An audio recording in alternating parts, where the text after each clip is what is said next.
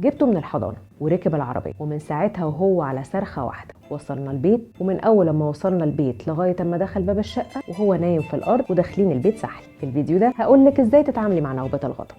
أنا سلمى حسين، مامة رشيد، وهكون معاكي من واقع تجربتي الشخصية كأم عرفتي تربي.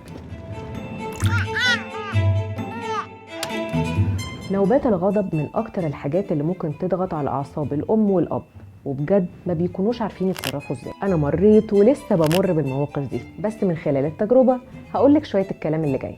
اول حاجه الصبر ثم الصبر ثم الصبر، وبلاش زعيق، واكيد بدون مناقشه بلاش ضرب. رقم 2، نوبة الغضب دي عادة بتكون وسيلة ضغط منه عليكي علشان خاطر تعملي له حاجة هو عايزها، أو بيكون هو عمل حاجة غلط وانت نبهتيه ليها، فهو بيكون معترض تماما على تنبيهك ليه. للأسف هنفضل مستحملين لغاية ما يخلص كل اللي عنده. لما يهدى شوية قربي منه وحاولي انك تحضنيه، وبنسبة كبيرة هتلاقيه ابتدى يسكت.